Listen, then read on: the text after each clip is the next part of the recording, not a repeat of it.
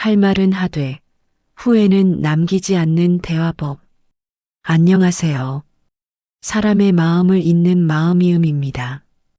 여러분께서는 혹시 이런 경험이 있으신가요? 하고 싶은 말이 있는데 차마 입 밖에 꺼내지 못해 속으로만 사귀고 계신 순간 말입니다. 아니면 반대로 참다 참다 결국 말을 했는데 그 말을 하고 나서 밤새 후회하며 뒤척이신 경험도 있으실 겁니다. 그냥 참을 걸 그랬나? 왜 그렇게 말했을까? 저 사람 기분이 상했을까? 이런 생각들이 며칠씩 마음에 남아 관계가 예전 같지 않게 느껴지는 그 불편함. 우리 모두 한 번쯤은 겪어본 일입니다. 사실 이건 누구에게나 힘든 일입니다. 말을 안 하면 마음이 답답하고 말을 하면 관계가 어색해지고 참자니 내 마음이 상하고 말하자니 상대 마음이 상할까 두렵고 이 사이에서 균형을 잡는다는 게 결코 쉬운 일이 아닙니다. 우리는 평생을 참는 게 미덕이라고 배워왔고 말보다는 행동으로 표현보다는 이해로 살아왔습니다. 그런데 어느 순간부터는 그렇게 참기만 하는 게 너무 힘들어집니다. 내 마음도 소중하다는 걸 알게 되니까요. 하지만 막상 말을 하려고 하면 어떻게 시작해야 할지 막막합니다. 평생을 그렇게 살지 않았으니까요. 그런데 한 가지 알아두셔야 할 게 있습니다. 할 말을 하는 것과 관계를 지키는 것, 이 둘은 사실 서로 반대되는 일이 아닙니다.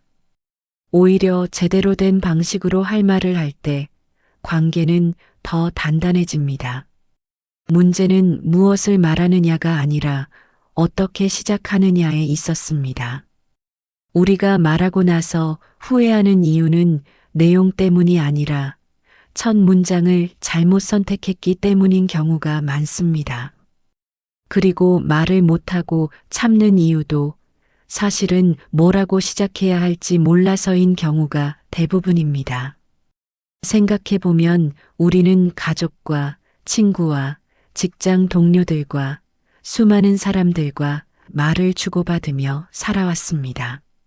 그런데 그 많은 대화 중에서 지금도 마음에 남아 따뜻한 대화가 있고 반대로 아직도 가슴 한편이 아린 대화도 있습니다. 그 차이는 무엇이었을까요? 내용의 차이였을까요? 아니면 관계의 차이였을까요? 아닙니다. 대부분의 경우 그것은 시작의 차이였습니다. 똑같은 내용이라도 어떤 첫 문장으로 시작하느냐에 따라 상대는 마음을 열기도 하고 닫기도 합니다. 관계는 깊어지기도 하고 멀어지기도 합니다. 오늘 이 시간에는 평생 누구도 가르쳐 주지 않았던 한 가지 비밀을 말씀드리려 합니다. 그것은 바로 품위 있게 할 말은 하면서도 관계를 지키는 어른의 대화 방식입니다. 참지 않아도 되고 후회하지 않아도 되는 그런 대화의 시작 방법입니다. 이건 단순한 말투나 기교가 아닙니다. 내 마음을 지키면서 관계도 지키는 진짜 어른이 되는 방법입니다. 혹시 이런 생각이 드실 수도 있습니다. 나이가 이렇게 들었는데 이제 와서 말하는 방식을 바꾸는 게 가능할까?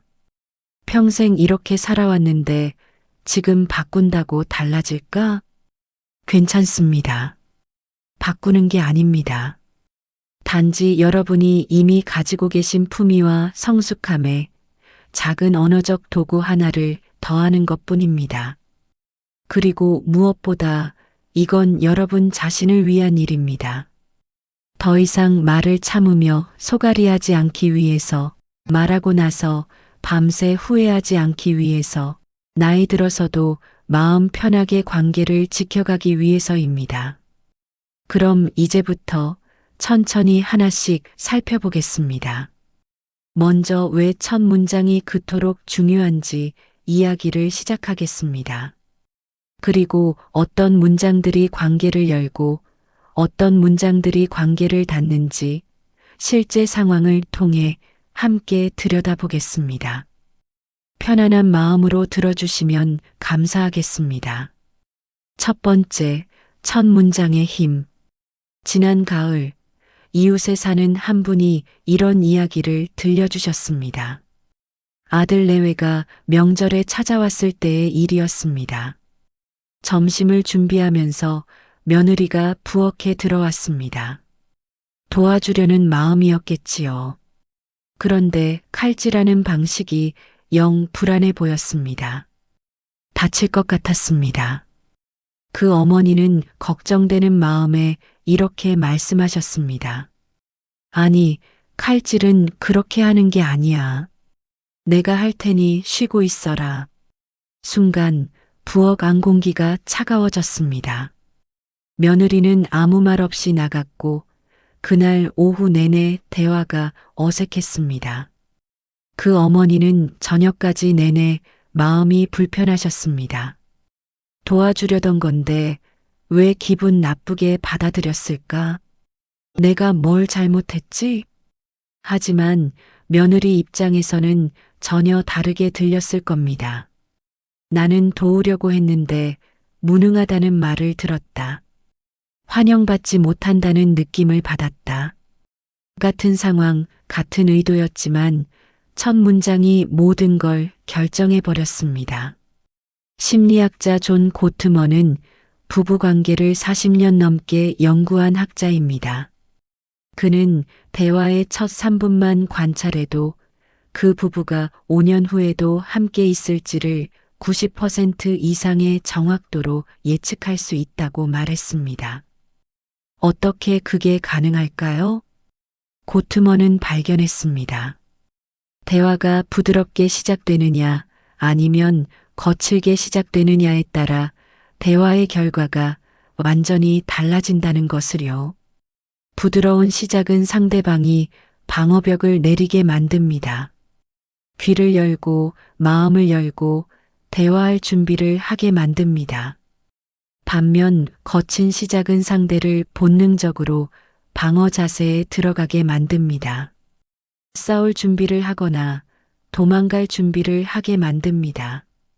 그리고 한번 방어 모드에 들어간 사람은 그 이후에 어떤 좋은 말을 해도 잘 받아들이지 못합니다. 이미 마음의 문이 닫혀버렸기 때문입니다. 우리가 자주 놓치는 게 있습니다. 대화는 내용을 전달하는 행위이기도 하지만 동시에 관계를 확인하는 행위이기도 하다는 점입니다. 상대는 우리가 무슨 말을 하는지를 듣는 동시에 나를 어떻게 대하는지를 느낍니다. 내가 존중받고 있는지, 무시당하고 있는지, 환영받는지, 거부당하는지를 본능적으로 감지합니다. 첫 문장은 바로 그 관계의 온도를 결정합니다. 당신은 여기 있어도 괜찮은 사람이다라고 말하는지, 당신은 여기 있으면 안 되는 사람이다라고 말하는지 첫 문장에서 이미 결정됩니다. 아까 그 며느리가 들은 건 칼질 지적이 아니었습니다. 당신은 이 부엌에서 환영받지 못한다는 메시지였습니다. 물론 그 어머니는 그런 의도가 전혀 없었습니다. 단지 걱정이었을 뿐입니다. 하지만 첫 문장이 그렇게 전달되어 버렸습니다. 마르쿠스 아우렐리우스는 이렇게 말했습니다. 우리의 삶은 우리 생각이 만드는 것이다. 이 말을 대화에 적용하면 이렇게 말할 수 있습니다. 우리의 관계는 우리의 첫 문장이 만드는 것이다. 말의 첫 시작이 그 이후 모든 대화의 흐름을 만들고 결국 관계의 모양까지 만들어갑니다. 혹시 지금 이런 생각이 드실 수도 있습니다. 그럼 나는 지금까지 첫 문장을 잘못 선택해왔던 건가? 내가 관계를 망쳐왔던 건가? 아닙니다. 절대 그렇지 않습니다. 우리는 평생 아무도 이런 걸 가르쳐 주지 않았습니다. 첫 문장의 중요성을, 대화를 시작하는 방법을, 관계를 여는 언어를 그저 보고 배우고 느끼며 살아왔을 뿐입니다. 그러니 지금까지는 그것으로 충분했습니다. 이제부터는 조금씩 다르게 시작해보면 됩니다. 그것만으로도 충분합니다. 두 번째, 허락 구하기. 내가 좀 조심스럽게 이야기해도 괜찮을까? 70대 초반의 한 남성분 이야기입니다. 오랜 친구와 함께 사업을 하셨는데 친구가 돈 관리를 너무 느슨하게 하는 게 눈에 띄었습니다. 작은 돈이 계속 새나가고 있었습니다. 말을 안 할 수가 없었습니다. 예전 같았으면 이렇게 말했을 겁니다. 야, 돈 관리 좀 똑바로 해. 이러다 망하겠어. 하지만 이번에는 달리 시작해 보셨습니다. 내가 좀 조심스럽게 이야기해도 괜찮을까? 요즘 돈 관리하는 걸 보면서 좀 마음이 쓰여서 그래. 친구는 방어하지 않았습니다. 무슨 일인데? 말해봐. 그렇게 대화가 시작되었고 두 사람은 차분히 문제를 짚어갈 수 있었습니다. 서로 감정 상하지 않고 실질적인 해결책을 찾아갈 수 있었습니다. 그분은 나중에 이렇게 말씀하셨습니다. 신기했어요. 똑같은 내용이었는데 시작을 다르게 했더니 대화 분위기가 전혀 달라졌습니다. 커뮤니케이션 학자들은 대화 허가 요청이라는 개념을 연구합니다. 상대에게 먼저 허락을 구하는 것, 그것은 단순한 예의가 아니라 심리적 안전장치입니다. 상대는 자신에게 선택권이 있다고 느낍니다. 강요받지 않는다고 느낍니다. 연구에 따르면 사람들은 내가 이야기해도 될까요? 라는 질문을 받았을 때 실제로 거부하는 경우는 거의 없습니다. 하지만 그 질문을 받았다는 사실만으로도 심리적으로 훨씬 더 열린 자세를 취하게 됩니다. 왜 그럴까요? 그것은 상대가 나를 존중하고 있다는 신호를 받기 때문입니다. 일방적으로 밀어붙이는 게 아니라 내 의사를 물어보고 있다는 것. 그 자체가 관계에서 안정감을 만듭니다. 내가 좀 조심스럽게 이야기해도 괜찮을까? 이 문장이 가진 힘은 무엇일까요? 첫째, 이 문장은 상대에게 통제권을 줍니다. 들을 준비가 되었을 때 들으라는 메시지입니다. 강제가 아닙니다. 둘째, 이 문장은 취약함을 드러냅니다. 나도 이 말을 하는 게 조심스럽다고 솔직히 인정하는 것입니다. 완벽한 척, 확신에 찬 척하지 않습니다. 셋째, 이 문장은 관계를 먼저 챙깁니다. 말하고 싶은 내용보다 상대와의 관계가 더 중요하다는 것을 보여줍니다. 사람은 본능적으로 압니다. 누가 나를 공격하려는지, 누가 나와 함께 해결하려는지. 이 문장은 후자의 신호를 보냅니다. 아리스토텔레스는 니코마코스 윤리학에서 이렇게 말했습니다. 적절한 때에 적절한 사람에게 적절한 방식으로 화를 내는 것, 그것은 쉬운 일이 아니다. 이 말을 조금 바꿔보면 이렇게 됩니다. 적절한 때에 적절한 사람에게 적절한 방식으로 마음을 전하는 것, 그것이야말로 성숙한 사람의 모습이다. 내가 좀 조심스럽게 이야기해도 괜찮을까? 라는 문장은 바로 그 적절한 방식의 시작입니다. 이 문장을 처음 사용하실 때는 어색하실 수 있습니다. 이렇게까지 조심스럽게 말해야 하나? 너무 약해 보이는 건 아닐까?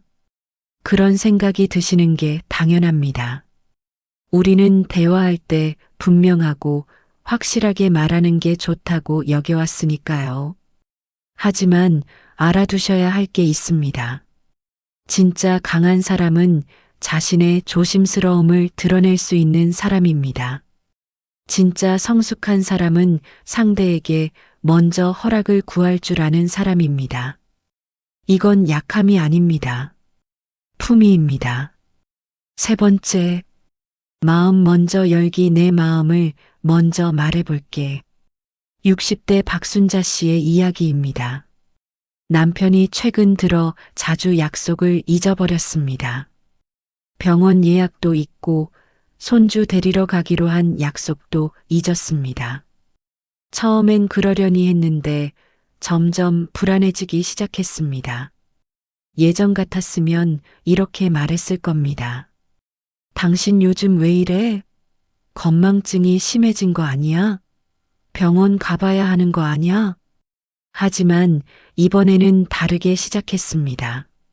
당신이 자꾸 약속을 잊으니까 나는 당신이 혹시 어디 아픈 건 아닌지 걱정되고 불안해. 남편의 표정이 달라졌습니다. 방어하거나 화내지 않았습니다.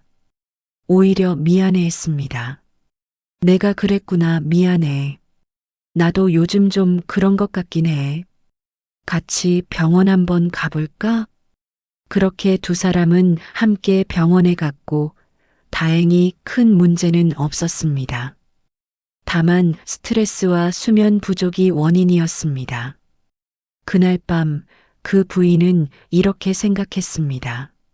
만약 내가 예전처럼 말했다면 남편은 화를 냈을 거예요. 그리고 우리는 며칠 동안 서먹했을 겁니다. 병원도 안 갔겠죠. 심리학에서는 나- 전달법 I- 메서지과 너- 전달법 U- 메서지를 구분합니다. 너는 왜 그래? 이것은 너- 전달법입니다. 나는 이렇게 느껴. 이것은 나- 전달법입니다. 심리학자 토마스 고든의 연구에 따르면 너- 전달법은 상대를 즉각적으로 방어 자세로 만듭니다. 왜냐하면 그것은 평가이고 판단이고 때로는 공격으로 느껴지기 때문입니다. 반면 나 전달법은 상대의 방어벽을 낮춥니다. 왜냐하면 그것은 나의 내면 이야기이고 나의 감정 표현이기 때문입니다. 상대는 그것을 반박할 필요를 느끼지 않습니다. 더 흥미로운 건 나 전달법을 사용하면 상대가 공감 능력을 발휘하게 된다는 점입니다. 아, 저 사람이 이렇게 느꼈구나라고 이해하려는 마음이 생깁니다. 내 마음을 먼저 말해볼게. 이 문장의 핵심은 내 마음에 있습니다. 우리는 흔히 대화할 때 상대의 행동을 지적하는 것부터 시작합니다. 당신이 이렇게 했어. 당신이 저렇게 했어. 그러면 상대는 본능적으로 자기를 방어하려고 합니다. 하지만 내 마음을 먼저 말하면 대화의 초점이 완전히 바뀝니다. 상대의 잘못이 아니라 내 내면의 상태를 공유하는 것이 됩니다. 상대는 책임을 추궁당하는 게 아니라 나의 세계에 초대받는다고 느낍니다. 그리고 사람은 누군가의 내면을 듣게 되면 자연스럽게 공감 모드로 전환됩니다. 아, 그렇게 느꼈구나 하고 받아들이게 됩니다. 또 하나 중요한 점이 있습니다. 내 마음을 말하는 것은 상대에게 변명이나 해명의 기회를 주지 않습니다. 내 감정은 내 것이니까요. 상대는 그것을 부정할 수 없습니다. 다만 이해하고 함께 해결책을 찾아갈 수 있을 뿐입니다. 쇼펜하우어는 이렇게 말했습니다. 같은 사건도 각자가 느끼는 방식은 다르다. 그것은 각자의 내면 세계가 다르기 때문이다. 대화에서도 마찬가지입니다. 내가 어떻게 느꼈는지를 말하는 것, 그것은 상대에게 나의 내면 세계를 열어 보이는 행위입니다. 그것은 신뢰의 표현이자 마음을 잇는 시작입니다. 혹시 이런 걱정이 드실 수도 있습니다. 내 마음을 먼저 말하면 너무 약해 보이는 건 아닐까? 상대가 내 감정을 무시하면 어떡하지? 그럴 수도 있습니다. 모든 대화가 항상 좋은 결과로 이어지는 건 아닙니다. 하지만 적어도 이것만은 확실합니다. 내 마음을 먼저 말했을 때 나는 후회하지 않습니다. 공격하지 않았으니까요. 상처 주려고 하지 않았으니까요. 그저 솔직했을 뿐이니까요. 그리고 그것이 바로 현명한 대화입니다. 네 번째, 겸손한 제안. 이게 정답은 아닐 수도 있는데, 한 60대 아버지의 이야기입니다. 아들이 직장을 그만두고 창업을 하겠다고 했습니다. 아버지 마음에는 걱정이 앞섰습니다. 안정적인 직장을 버리고 불확실한 길로 가는 게 마음에 걸렸습니다. 예전 같았으면 이렇게 말했을 겁니다. 그건 말이 안 돼. 내 생각이 짧은 거야. 직장 생활이나 제대로 해. 하지만 이번에는 달리 말했습니다. 이게 정답은 아닐 수도 있는데 아빠 생각을 한번 들어볼래? 아빠는 창업이라는 게 생각보다 힘들 것 같아서 걱정이 돼. 물론 내 판단을 믿지만 아들의 반응이 달랐습니다. 귀를 닫지 않았습니다. 오히려 진지하게 들었습니다. 아버지 걱정은 이해해요. 사실 저도 고민이 많았어요. 그래서 이런 준비를 했고요. 그렇게 두 사람은 대화를 이어갔습니다. 아버지의 걱정과 아들의 계획이 서로 만날 수 있었습니다. 결국 아들은 창업을 했고 지금은 나름대로 자리를 잡아가고 있습니다. 나중에 아들이 말했습니다. 그때 아버지가 강하게 반대하셨다면 저는 더 강하게 밀어붙였을 거예요. 그리고 아버지와 사이도 나빠졌겠죠. 근데 아버지가 정답은 아닐 수도 있는데 라고 하시니까 저를 걱정해 주시는 아버지께 감사한 마음이었어요. 심리학에는 확증 편향이라는 개념이 있습니다. 사람들은 자기 생각이 옳다는 증거만 찾으려고 하고 반대되는 정보는 무시하려는 경향이 있습니다. 특히 누군가 강하게 반대하면 오히려 더 자기 생각을 고집하게 됩니다. 심리학자들은 이것을 심리적 저항이라고 부릅니다. 누군가 내 자유를 제한하려 한다고 느끼면 본능적으로 그것에 저항하게 된다는 것입니다. 그런데 흥미로운 연구 결과가 있습니다. 나도 확실하지 않다거나 이건 하나의 의견일 뿐이다라는 전제를 달면 사람들은 훨씬 더 열린 자세로 그 의견을 받아들인다는 것입니다. 왜냐하면 강요나 통제로 느껴지지 않기 때문입니다. 이게 정답은 아닐 수도 있는데 이 문장이 가진 마법은 겸손함에 있습니다. 우리는 살다 보면 자신의 경험을 토대로 조언하고 싶어집니다.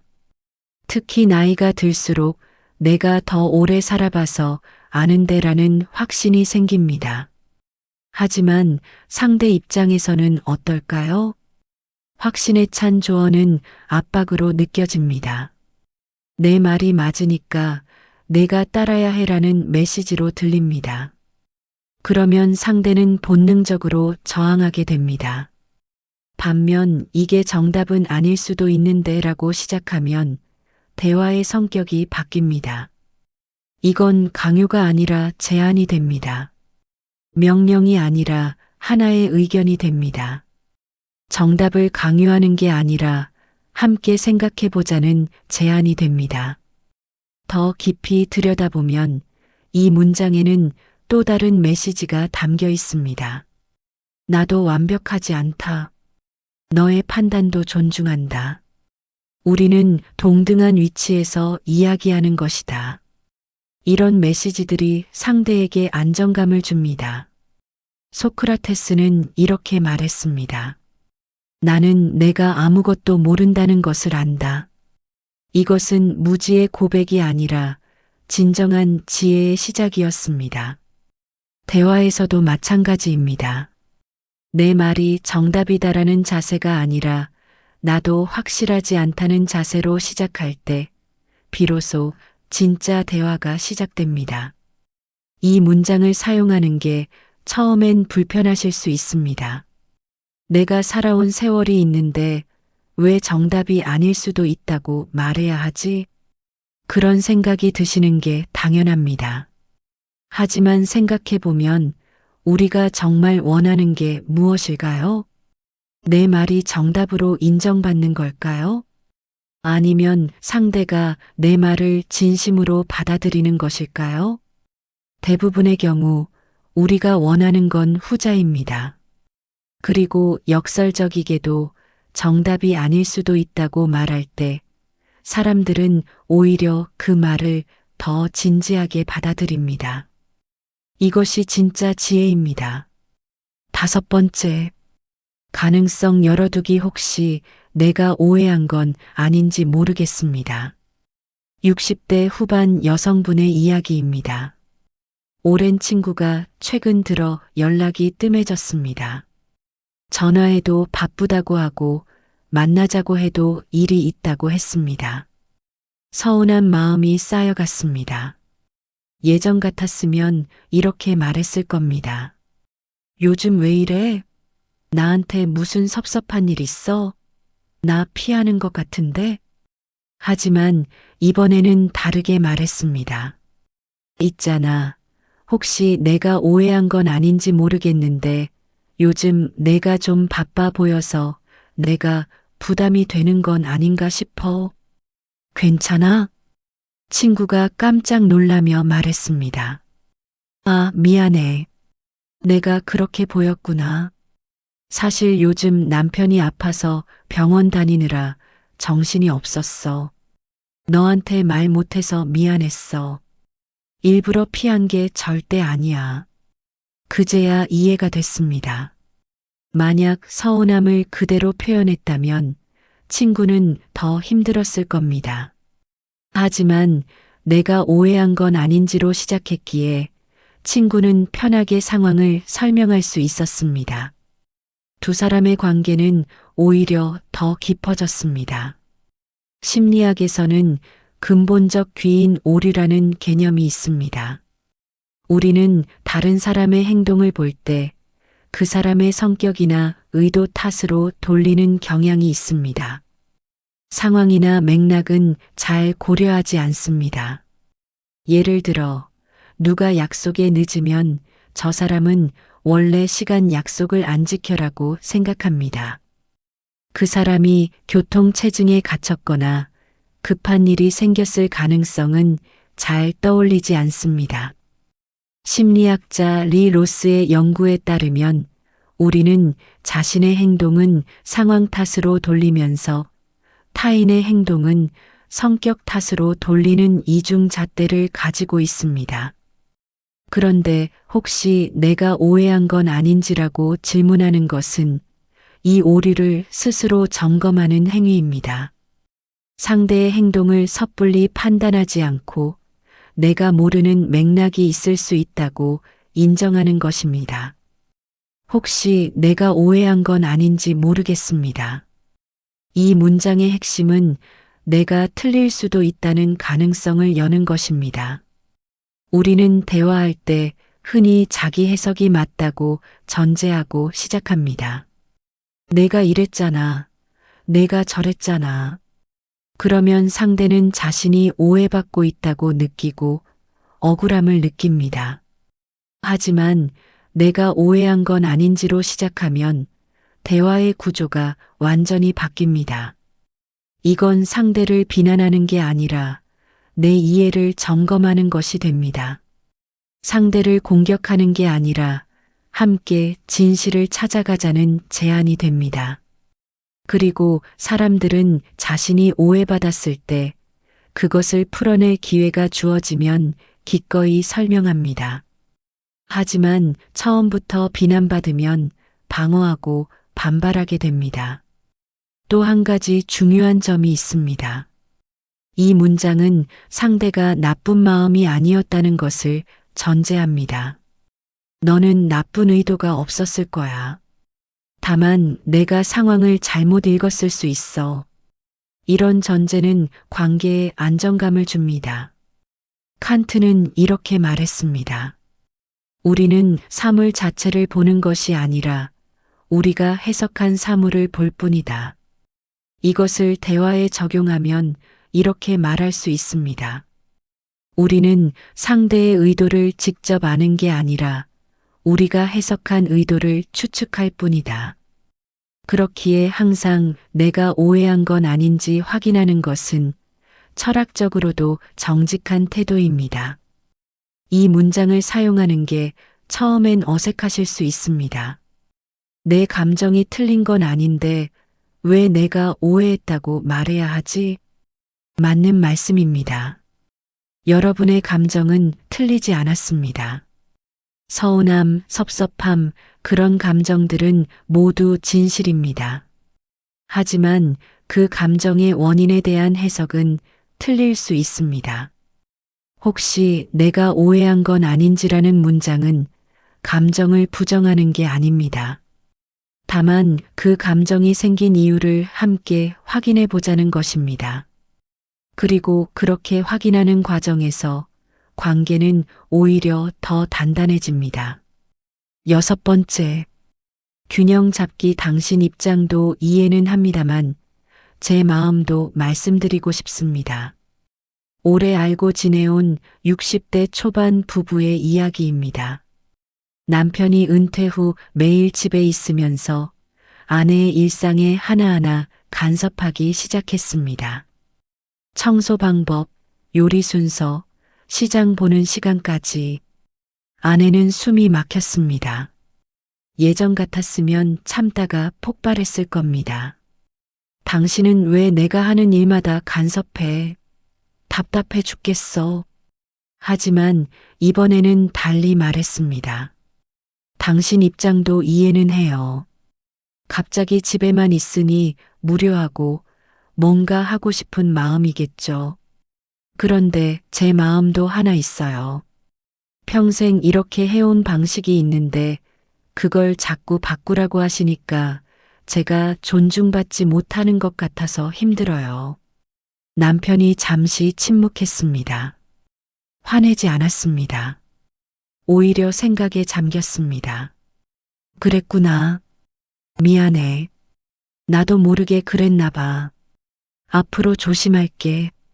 그 뒤로 남편은 조금씩 달라졌습니다. 완전히 바뀌진 않았지만 적어도 아내의 방식을 존중하려고 노력했습니다. 아내는 말했습니다. 처음부터 화를 냈다면 남편은 자존심 상해서 더 심해졌을 거예요. 근데 내가 남편 마음도 먼저 인정해 주니까 남편도 내 마음을 들을 준비가 된 것 같아요. 협상 이론에는 양보의 상호성이라는 원리가 있습니다.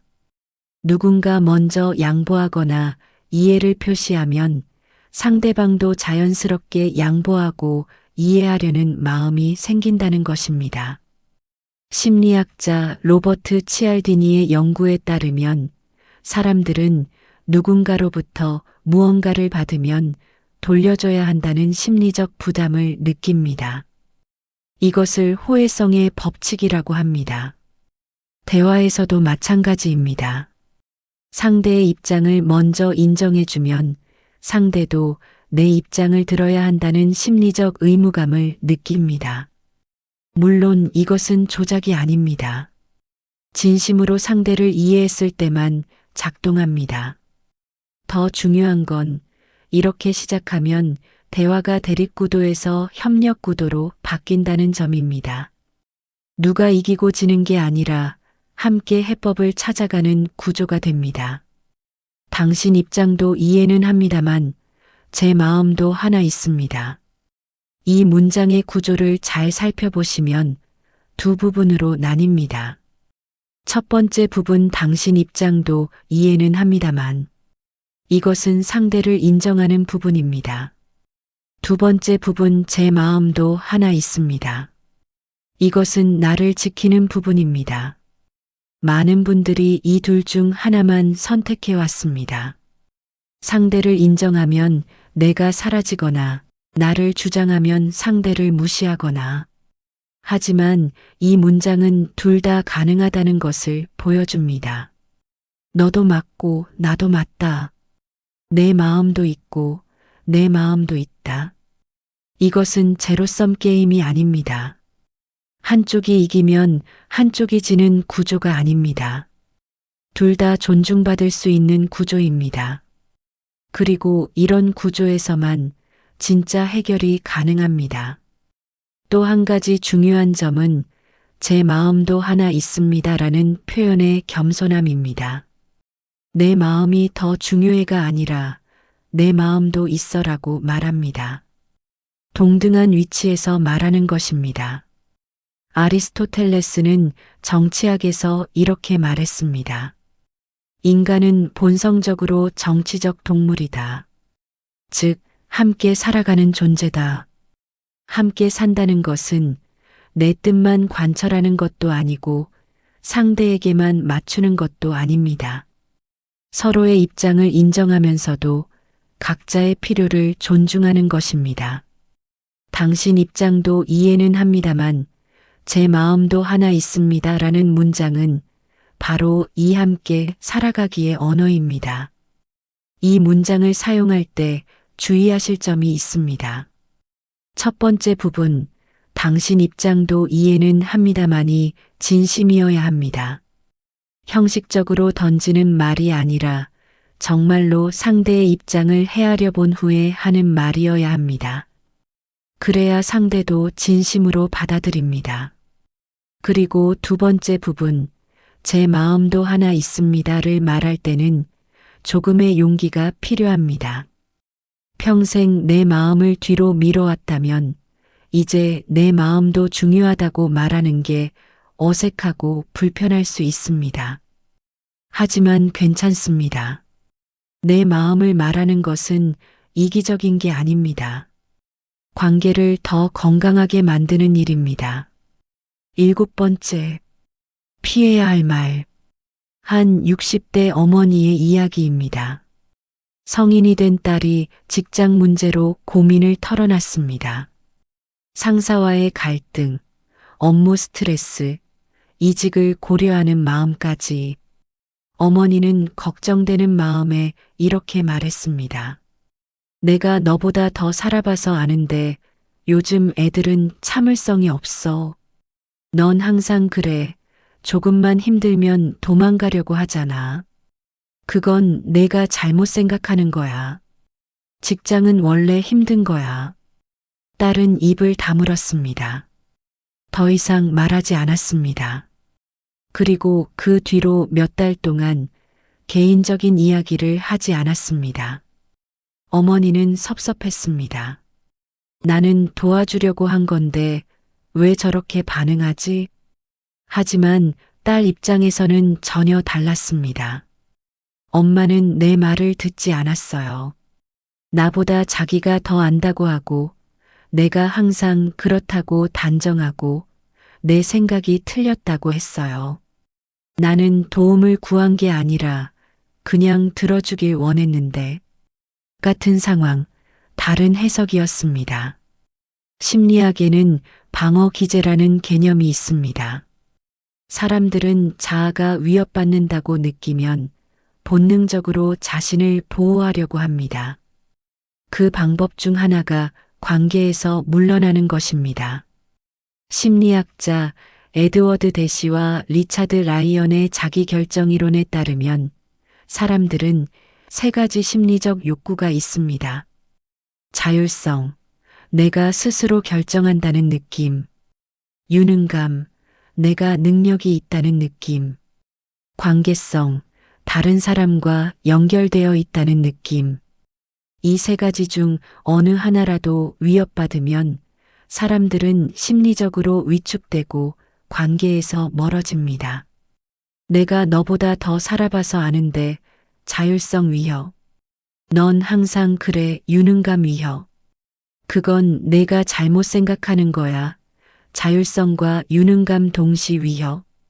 이 세 문장은 사람의 핵심 욕구를 정면으로 공격하는 문장들입니다.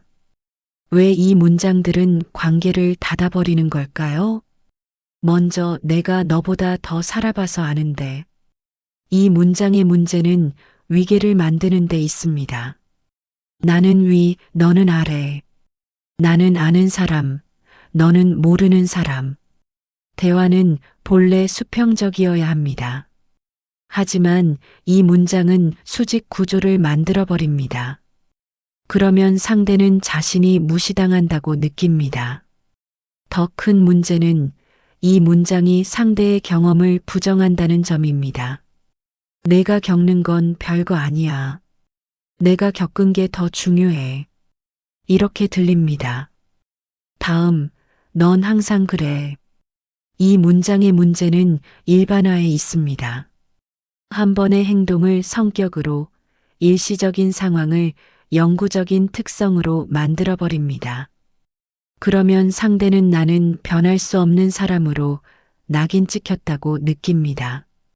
심리학에서는 이것을 꼬리표 붙이기라고 부르며 가장 해로운 의사소통 방식 중 하나로 봅니다. 사람은 변합니다. 성장합니다. 하지만 항상 그래라는 말은 그 가능성을 닫아버립니다. 마지막 그건 내가 잘못 생각하는 거야. 이 문장의 문제는 상대의 내면을 부정하는 데 있습니다. 생각, 감정, 판단 이런 것들은 그 사람의 내면 세계입니다. 그것을 잘못됐다고 단정하는 것은 그 사람의 존재 자체를 부정하는 것과 같습니다. 설령 그 생각이 정말 잘못되었더라도 이런 식으로 말하면 상대는 절대 받아들이지 않습니다. 오히려 더 고집하게 됩니다. 마르틴 부버는 이렇게 말했습니다. 진정한 대화는 나와 너의 관계에서 일어난다. 나와 그것의 관계에서는 일어나지 않는다. 내가 너보다 더 살아봐서 아는데 넌 항상 그래. 그건 내가 잘못 생각하는 거야. 이 문장들은 모두 상대를 너가 아닌 그것으로 대하는 언어입니다. 판단의 대상, 교정의 대상, 가르침의 대상으로 만들어버립니다. 진짜 대화는 상대를 하나의 인격체로 존중받아야 할 주체로 대할 때 시작됩니다. 혹시 이 세 문장을 자주 사용해 오셨다고 자책하지는 마십시오. 우리는 그렇게 살아왔습니다. 경험 많은 사람이 조언하는 게 당연하다고, 잘못된 것을 바로 잡아주는 게 사랑이라고. 그건 잘못이 아니었습니다. 다만 다른 방법을 몰랐을 뿐입니다. 이제는 압니다. 내가 너보다 더 살아봐서 아는데 대신 내 경험으로는 이랬는데 내 생각은 어때? 넌 항상 그래 대신 요즘 이런 패턴이 보이는 것 같은데 혹시 힘든 일 있어? 그건 내가 잘못 생각하는 거야 대신 나는 이렇게 생각하는데 내 생각도 들어볼래? 이렇게 바꾸면 됩니다. 천천히 하나씩 익숙해지면 됩니다. 8번째, 후회 없는 대화. 오래 알고 지내온 60대 남성분의 이야기입니다. 동창회에서 오랜 친구와 의견 충돌이 있었습니다. 정치 이야기였습니다. 서로 생각이 달랐습니다. 예전 같았으면 목소리를 높이고 자기 주장을 관철시키려 했을 겁니다. 그리고 집에 와서는 내가 이겼나 졌나를 따졌을 겁니다. 하지만 이번에는 달랐습니다. 나는 이렇게 생각하는데 자네 생각도 이해는 가네. 우리 생각이 다른 건 어쩔 수 없는 것 같아. 그래도 오랜 친구니까 이 문제로 사이가 나빠지는 건 원치 않아. 친구가 웃으며 말했습니다. 나도 그래. 생각은 달라도 우리 우정은 변함없잖아. 집에 돌아오는 길, 그분은 마음이 편했습니다. 친구를 설득하지도 못했고 자기 생각을 관철시키지도 못했지만 후회는 없었습니다. 나는 내 생각을 솔직하게 말했고 친구의 생각도 존중했어. 그걸로 충분해. 심리학자 칼 로저스는 완전히 기능하는 사람이라는 개념을 제시했습니다. 그런 사람의 특징 중 하나는 자신에게 솔직하면서도 다른 사람을 존중할 수 있다는 것입니다. 자신을 억누르지도 않고 타인을 짓밟지도 않습니다. 연구에 따르면 사람들이 대화 후 후회하는 이유는 크게 두 가지입니다. 말을 너무 세게 해서 관계가 상했을 때, 말을 못해서 내 마음이 상했을 때, 반대로 대화 후 마음이 편한 경우는 이럴 때입니다. 내 마음을 솔직하게 전했고, 상대를 존중하는 방식으로 전했고, 결과를 통제하려 하지 않았을 때, 중요한 건 내가 이겼는가가 아니라 나는 진실했는가입니다. 이기지 않아도 후회 없는 대화. 이것이 진정한 어른의 대화입니다. 우리는 흔히 대화를 승부로 봅니다. 내 의견을 관철시키는 게 이기는 것이고 상대가 수긍하면 성공한 대화라고 생각합니다. 하지만 그건 대화가 아니라 설득입니다. 때로는 강요입니다. 진짜 대화는 다릅니다. 진짜 대화는 내 진실을 나누고 상대의 진실을 듣는 것입니다. 서로의 세계를 교환하는 것입니다. 반드시 합의에 도달하지 않아도 됩니다. 생각해 보십시오. 우리는 평생 수많은 사람을 설득하려 애썼습니다. 배우자를, 자녀를, 친구를, 동료를. 그리고 설득에 실패하면 패배감을 느꼈습니다. 하지만 그건 애초에 불가능한 목표였습니다. 사람은 쉽게 변하지 않습니다. 각자의 생각, 가치관, 삶의 방식이 있습니다. 그것을 바꾸는 건 그 사람 몫입니다. 우리가 할 수 있는 건 단 하나입니다. 품위 있게 내 마음을 전하고 상대의 마음을 존중하고 결과는 내려놓는 것.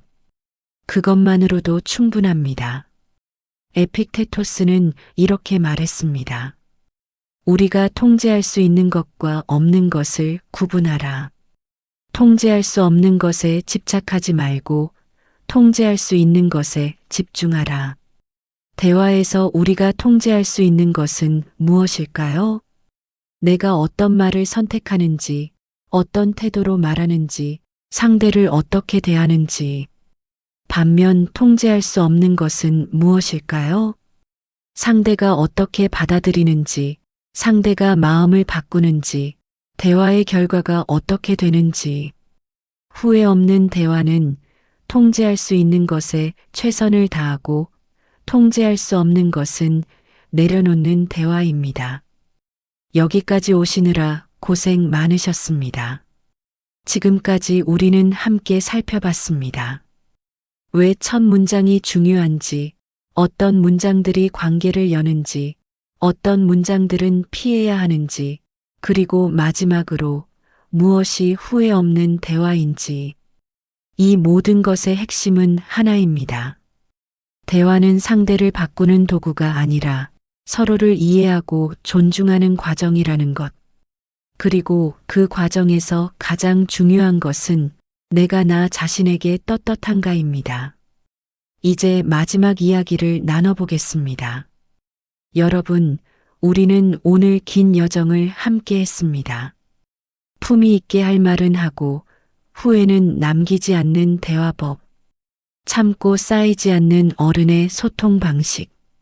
이것은 단순히 말하는 기술이 아니었습니다. 나이 들어서도 나를 지키면서 관계도 지키는 성숙한 삶의 방식이었습니다. 우리가 함께 살펴본 것들을 다시 한번 정리해 보겠습니다. 첫째, 대화의 첫 문장이 모든 것을 결정합니다. 부드럽게 시작하면 마음이 열리고 거칠게 시작하면 마음이 닫힙니다. 둘째, 황금 첫 문장들이 있습니다. 내가 좀 조심스럽게 이야기해도 괜찮을까? 허락 구하기. 내 마음을 먼저 말해볼게. 마음 먼저 열기. 이게 정답은 아닐 수도 있는데 겸손한 제안. 혹시 내가 오해한 건 아닌지 모르겠습니다. 열린 확인. 당신 입장도 이해는 합니다만 제 마음도 하나 있습니다. 균형 잡기. 셋째, 피해야 할 문장들도 있습니다. 내가 너보다 더 살아봐서 아는데 넌 항상 그래. 그건 내가 잘못 생각하는 거야. 이 문장들은 위계를 만들고 일반화하고 상대를 부정합니다. 넷째, 이기지 않아도 후회 없는 대화가 진짜 대화입니다. 상대를 설득하거나 바꾸려 하지 않고 그저 진실을 나누는 것으로 충분합니다. 이제 여러분께 질문을 드리고 싶습니다. 첫 번째 질문입니다. 여러분이 최근에 했던 대화 중에서 만약 첫 문장을 다르게 시작했다면 결과가 달라졌을 것 같은 대화가 있으신가요? 그때 어떤 문장으로 시작하셨고 지금이라면 어떻게 시작하실 건가요? 두 번째 질문입니다. 여러분에게 가장 소중한 관계는 무엇인가요? 그 관계에서 지금까지 하지 못했지만 해야 할 말이 있으신가요? 오늘 배운 방식으로 그 말을 어떻게 시작하면 좋을까요? 이 질문들에 대한 답은 급하게 찾으실 필요가 없습니다. 며칠 혹은 몇 주에 걸쳐 천천히 생각해 보셔도 됩니다. 중요한 건 그 생각을 하는 과정 자체입니다. 우리는 평생 빠르게 살아왔습니다. 빠르게 판단하고, 빠르게 말하고, 빠르게 관계를 맺었습니다. 이제는 조금 천천히 해도 괜찮습니다. 대화를 시작하기 전에 잠시 숨을 고르고 어떤 첫 문장이 좋을까 생각해 보는 것. 그것만으로도 우리의 대화는 그리고 우리의 관계는 달라질 수 있습니다. 마지막으로 한 가지만 더 말씀드리고 싶습니다. 오늘 배운 것들을 완벽하게 실천하려고 애쓰지 마십시오. 우리는 평생 다른 방식으로 살아왔습니다. 익숙한 패턴을 바꾸는 건 쉽지 않습니다. 실수할 수도 있고, 잊어버릴 수도 있고, 옛날 방식으로 돌아갈 수도 있습니다. 그래도 괜찮습니다. 중요한 건 완벽함이 아니라 방향입니다. 조금씩 천천히 내가 할 수 있는 만큼 좀 더 부드럽게 시작하고 좀 더 존중하며 말하고 좀 더 열린 마음으로 듣는 것. 그것만으로도 충분합니다. 오늘 이 긴 시간을 함께 해주셔서 진심으로 감사합니다. 여러분은 이미 충분히 성숙하신 분들입니다. 오랜 세월을 살아오시며 많은 것을 배우고 경험하셨습니다. 오늘 나눈 이야기는 그 성숙함에 작은 도구 하나를 더하는 것일 뿐입니다. 여러분이 앞으로 나누실 모든 대화가 품위 있고 따뜻하고 후회 없기를 바랍니다. 오늘도 마음이음과 함께 조금 더 따뜻해질 수 있으면 좋겠습니다. 감사합니다.